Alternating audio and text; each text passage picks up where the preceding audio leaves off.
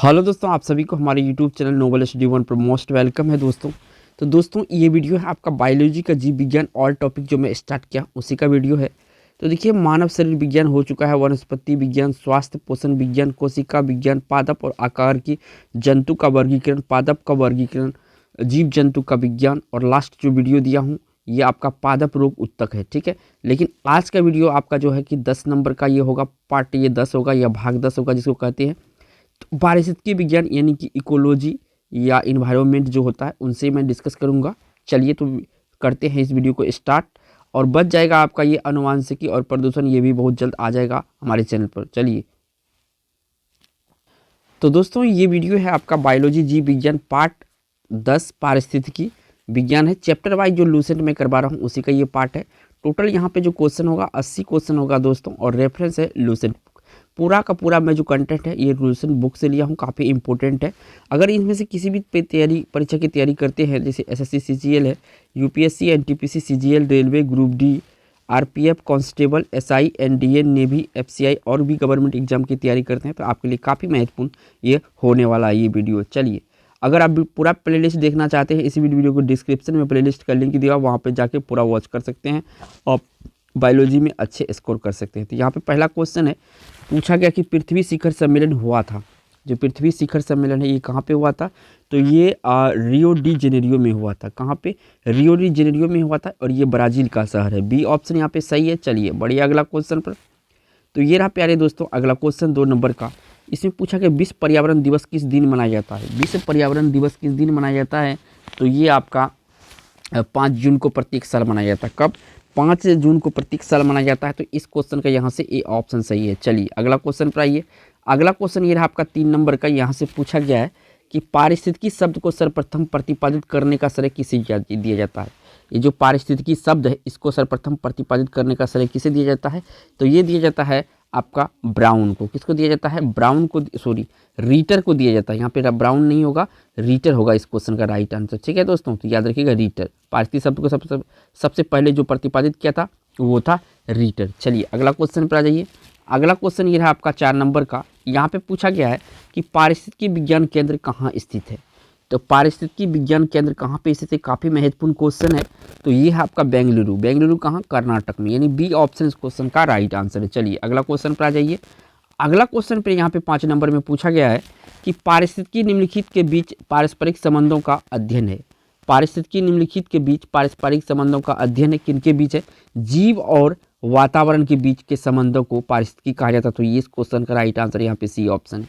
देखिए दोस्तों, आप किसी भी एग्जाम की तैयारी करते हैं, आप चाहते हैं कि हम पूरा जो बुक है या पूरा जो सिलेबस है हम उसको टॉपिक वाइज कवर करें, हमारा एक भी क्वेश्चन एग्जाम में नहीं छूटे, तो इस चैनल को आप सब्सक्राइब कर लीजिए। यहाँ पे आपको जितने भी मटेरियल आएंगे टॉपिक वाइज करवाया जाएगा। एक भी क्वेश्चन आपको गारंटी है कि हमारे अगर इस वीडियो को देखेंगे, बायोलॉजी मैंने जो इससे पहले इतिहास का जो हिस्ट्री का है, प्राचीन भारत कवर करा चुका हूँ, पूरा को फुल्ली क्वेश्चन करवाया हूँ, कोई भी चैप्टर नहीं छूटा है। ठीक है, और जो बायोलॉजी का चैप्टर है इसका भी 1-2 दिन में कंप्लीट हो जाएगा। और देखिए आपका ये 10वां वीडियो है। ठीक है, चैनल को सब्सक्राइब करके बेल आइकन को जरूर प्रेस करें, क्योंकि देखिए इससे आपको नोटिफिकेशन मिलेगा, आपसे वीडियो का जो कंटेंट है वो आप पढ़ लेंगे और अच्छे जो कि नंबर है वो लाएंगे परीक्षा में। चलिए तो बढ़ते हैं 6 नंबर क्वेश्चन पर।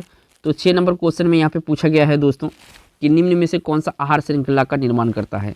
तो इनमें देखिए बहुत इसको ध्यान से करना है। तो देखिए सबको देखेंगे, घास कौन खाता है? बकरी। बकरी को कौन खाता है? मानव। तो यहाँ पे आहार श्रृंखला बन रहा है, तो डी ऑप्शन यहाँ पे सही, एक दूसरे से संबंध होना चाहिए। चलिए अगला क्वेश्चन पर आ जाइए। अगला क्वेश्चन पे 7 नंबर का है कि स्व पारिस्थितिकी का अभिप्राय क्या है? स्व पारिस्थितिकी का अभिप्राय क्या है? तो इसका अभिप्राय है व्यक्तिगत जीवधारी का पारिस्थितिकी अध्ययन। क्या है? व्यक्तिगत जीव का पारिस्थितिकी अध्ययन जो कहा जाता है स्व पारिस्थितिकी कहा जाता है। डी ऑप्शन इस क्वेश्चन का राइट आंसर। चलिए बढ़िए, अगला क्वेश्चन पर। अगला क्वेश्चन 8 नंबर में है। पूछा गया है कि खाद्य श्रृंखला फूड चेन में मानव। फूड चेन में मानव जो होता है दोस्तों, ये आपका प्राथमिक नहीं होता है। यहाँ पे कौन सा उपभोक्ता होगा? तो प्राथमिक तथा द्वितीयक दोनों उपभोक्ता होता है, क्योंकि केवल प्राथमिक गलत हो जाएगा, केवल द्वितीयक गलत हो जाएगा, क्योंकि जो मानव होता है शाकाहारी और मांसाहारी दोनों होता है। ठीक है, जब वो शाकाहारी होगा तो ये दूसरा नंबर का उपभोक्ता होगा, जब मांसाहारी होगा दूसरा नंबर का होगा, जब शाकाहारी होगा तो पहला नंबर का होगा। तो यहाँ पे बी ऑप्शन ही सही है। चलिए बढ़िया, अगला क्वेश्चन पर। तो ये रहा प्यारे दोस्तों अगला क्वेश्चन। यहाँ से पूछा गया है कि पारिस्थितिकी तंत्र शब्दावली किसने प्रस्तुत किया था। पारिस्थितिकी तंत्र का यानी इकोसिस्टम जो शब्दावली है इसको प्रस्तुत किसने किया था। इसको प्रस्तुत किया था दोस्तों आपका टेंसले। किसने किया था? टेंसले किया था प्रस्तुत, यानी बी ऑप्शन इस क्वेश्चन का राइट आंसर है। चलिए बढ़िए अगला क्वेश्चन पर। तो अगला क्वेश्चन ये रहा आपका 10 नंबर का। यहाँ पे पूछा गया है कि निम्नलिखित में से कौन पारिस्थितिकी तंत्र के विषय में सही नहीं है। तो पारिस्थितिकी तंत्र के विषय में इनमें से कौन सा सही नहीं है? यह एक बंद तंत्र है, यही गलत है। यह प्राकृतिक संसाधन का तंत्र है, बिल्कुल सही है।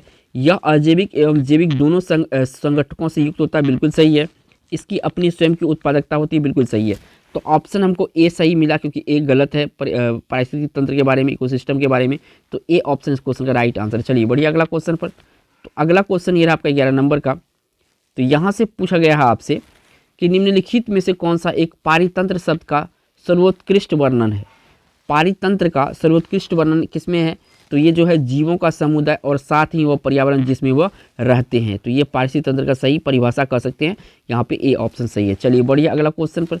अगला क्वेश्चन ये रहा आपका 12 नंबर का। यहाँ पे पूछा गया है कि निम्नलिखित में से कौन सा हरितगृह गैस नहीं है। तो यहाँ पे देखिए मीथेन है, कार्बन डाइऑक्साइड है और नाइट्रस ऑक्साइड क्या यहाँ पे नाइट्रोजन क्या है? तो ना इन दोनों में कन्फ्यूजन होगा। तो जो नाइट्रोजन है ये आपका हरितगृह गैस नहीं है, बाकी आपका नाइट्रस ऑक्साइड भी है। तो ऑप्शन हमको जो नहीं है वो बी ऑप्शन है, नाइट्रोजन जो है हरितगृह गैस नहीं होता। बी ऑप्शन यहाँ पे सही है। चलिए बढ़िया अगला क्वेश्चन पर। अगला क्वेश्चन ये आपका 13 नंबर में। यहाँ पे पूछा गया है कि पारिस्थितिकी तंत्र को दो घटक कौन कौन से हैं।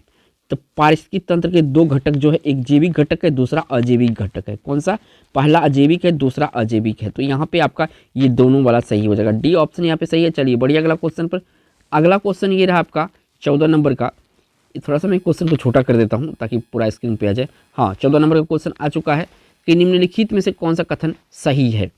तो सही वाला आपको चुनना है, तो एक एक ऑप्शन के यहाँ से जाना पड़ेगा। तो प्राकृतिक पारिस्थितिक तंत्र में बढ़ते पोषण स्तर के साथ ऊर्जा का सापेक्षिक क्षय घटता है, गलत है ये। प्रगामी बढ़ते पोषण स्तरों के साथ प्रजाति सुलभ ऊर्जा का उपयोग करने में दक्ष होती है, गलत है। जैव मंडलीय पारिस्थितिकी तंत्र में ऊर्जा का प्रभाव एक दिशीय होता है, माने इस डायरेक्शन में होता है, जो भी डायरेक्शन में होगा इस डायरेक्शन में होगा, ठीक है ना, इस डायरेक्शन में, याद रखिएगा एक ही डायरेक्शन में होता है। तो यहाँ पे सी ऑप्शन है, जो कथन सही है वो चुनना है, सी ऑप्शन सही है। चलिए बढ़िया अगला क्वेश्चन पर। अगला क्वेश्चन ये आपका 15 नंबर का। यहाँ से पूछा गया है कि निम्न में से कौन परितंत्र का अजीवीय घटक है, या पारितंत्र का अजीवीय घटक कौन सा है। तो यहाँ पे जो अजीवीय घटक है ये है आपका जल। जो जल है ये अजैवीय घटक है, ये ऑप्शन यहाँ पे सही है। चलिए बढ़िया 16 नंबर क्वेश्चन पर प्यारे दोस्तों। तो ये आपका 16 नंबर क्वेश्चन। यहाँ पे पूछा गया है आपसे कि निम्नलिखित में से किस देश की वैश्विक तापमानों पर आंकड़े इकट्ठा करने के लिए वैश्विक वायुमंडल चौकसी स्टेशन स्थापित नहीं किया गया है। तो अपना देश भारत में ही चौकसी स्टेशन नहीं स्थापित किया गया तापमानों को निगरानी रखने के लिए, बी ऑप्शन यहाँ पे सही है। चलिए बढ़िया अगला क्वेश्चन पर। तो अगला क्वेश्चन ये रहा आपका 17 नंबर का। यहाँ पे पूछा गया है कि ऊर्जा का प्रभाव, किसी पारिस्थितिक तंत्र में ऊर्जा का प्रभाव के बारे में निम्नलिखित में से कौन सा श्रृंखला सही है। उत्पादक उपभोक्ता अपघटक, उत्पादक उपभोक्ता अपघटक, क्या ये सही है। तो देखिए दोस्तों ये बिल्कुल सही है, क्योंकि उत्पादक का उपभोक्ता निर्भर होता है, उपभोक्ता पर अपघटक, ठीक है। तो ऑप्शन यहाँ पे 17 कौन सा ऑप्शन सही है, ये सही है। चलिए बढ़िया अगला क्वेश्चन पर। तो अगला क्वेश्चन ये रहा आपका 18 नंबर का। यहाँ से पूछा गया है कि निम्नलिखित में से कौन सा सही सुमेलित नहीं है। तो देखिए सही सुमेलित नहीं है वो चुनना है आपको। तो यहाँ पे देखिए सही जो सुमेलित नहीं है, भारतीय वन प्रबंधन संस्थान कोलकाता, ये यहाँ पे नहीं है। ये कहाँ पे है, ये आपका भोपाल में है। कहाँ पे है ये, भोपाल में है, याद रखिएगा भोपाल MP, ठीक है। तो ऑप्शन तो हमको यही मिल गया कि आगे सही है। पारिस्थितिक तंत्र विज्ञानों का केंद्र बेंगलुरु बिल्कुल सही है। हिमालयी पर्यावरण एवं विकास का गोविंद बल्लभ पंत संस्थान अल्मोड़ा बिल्कुल सही है, ये दोनों सही है। भारतीय वन्य प्राणी संस्थान देहरादून बिल्कुल सही है। तो यहाँ पे सही सुमेलित जो नहीं है ना, ये ऑप्शन यहाँ पे सही होगा। भारतीय वन्य प्रबंधन संस्थान जो है आपका भोपाल मध्य प्रदेश में है। चलिए अगला क्वेश्चन पर आ जाइए। अगला क्वेश्चन ये रहा 19 नंबर का। पूछा गया कि खाद्य श्रृंखला यानी फूड चेन बनती है। तो फूड चेन सबसे पहले क्या आएगा, तो सबसे पहले जो फूड चेन में आएगा वो उत्पादक आएगा, उसके बाद उपभोक्ता आएगा, इसके बाद अपघटक होगा। इस सीरीज को याद रखिएगा, उत्पादक, उपभोक्ता, अपघटक, ठीक है। तो सी ऑप्शन इस क्वेश्चन का राइट आंसर। चलिए बढ़िया अगला क्वेश्चन पर। अगला क्वेश्चन ये आपका 20 नंबर का। थोड़ा सा मैं इसको छोटा कर देता हूँ, हाँ ये आ गया। यहाँ पे पूछा गया है कि पारिस्थितिकी निकाय के रूप में आर्द्र भूमि निम्नलिखित में से किस हेतु उपयोगी है। पारिस्थितिकी निकाय के रूप में आर्द्र भूमि निम्नलिखित में से किस हेतु उपयोगी है। तो ये उपयोगी है आपका पौधों द्वारा अवशोषण के माध्यम से भारी धातु को अवमुक्त करने का, बिल्कुल सही है।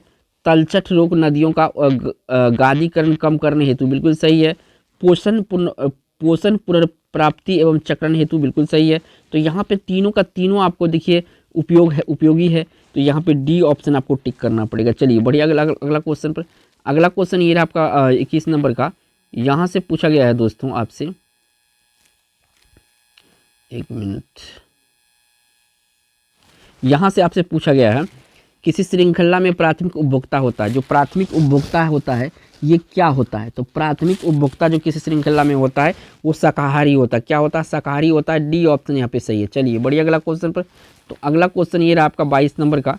यहाँ से पूछा गया आपसे कि निम्न में से कौन एक प्रवाल विरंजन का सबसे अधिक प्रभावी कारक है। प्रवाल विरंजन का सबसे अधिक प्रभावी कारक जो है इसमें है सागरों की लवणता में वृद्धि। क्या, सागरों की लवणता में वृद्धि। तो डी ऑप्शन यहाँ पे सही है। चलिए अगला क्वेश्चन पर आ जाइए। अगला क्वेश्चन ये आपका 23 नंबर का। यहाँ से पूछा गया कि परितंत्र में ऊर्जा का प्राथमिक या मुख्य स्रोत होता है। पारितंत्र में ऊर्जा का प्राथमिक या मुख्य स्रोत क्या होता है। तो सूर्य का प्रकाश इसमें मुख्य स्रोत होता है। क्या, सूर्य का प्रकाश इसमें मुख्य स्रोत होता है। सी ऑप्शन इस क्वेश्चन का राइट आंसर हो जाएगा। ठीक है दोस्तों, चलिए अगला क्वेश्चन पर आइए 24 नंबर का। यहाँ से पूछा गया है कि एक मनुष्य के जीवन को पूर्ण रूप से धारणीय करने के लिए आवश्यक न्यूनतम भूमि को क्या कहते हैं। एक मनुष्य के जीवन को पूर्ण रूप से धारणीय करने के लिए आवश्यक न्यूनतम भूमि को क्या कहते हैं। तो यहाँ पे देखिए पारिस्थितिकी पदछाप कहा जाता है। क्या कहा जाता है, पारिस्थितिकी पदछाप कहा जाता है। डी ऑप्शन यहाँ पे सही है। चलिए बढ़िया, अगला 25 नंबर क्वेश्चन पर। तो ये आपका 25 नंबर क्वेश्चन पूछा गया है कि किसी परितंत्र में सबसे बड़ी संख्या होती है। तो किसी परितंत्र में सबसे बड़ी संख्या जो होती है प्राथमिक उत्पादकों की होती है। किसकी, प्राथमिक उत्पादकों की होती है। ठीक है, यानी कि सी ऑप्शन सही है। चलिए अगला क्वेश्चन पर चलिए। अगला क्वेश्चन 26 नंबर का पूछा गया है कि दो भिन्न समुदायों के बीच का संक्रांति क्षेत्र कहलाता है। दो भिन्न समुदायों के बीच संक्रांति क्षेत्र कहलाता है, ये कहता है इकोटोन। क्या कहा जाता है, इकोटोन कहा जाता है। बी ऑप्शन सही है। काफ़ी वीवीआई क्वेश्चन है, वीडियो को लास्ट तक जरूर बने रहिएगा दोस्तों। अगला क्वेश्चन आ जाइए। अगला क्वेश्चन ये रहा, एक मिनट थोड़ा सा इसको, हाँ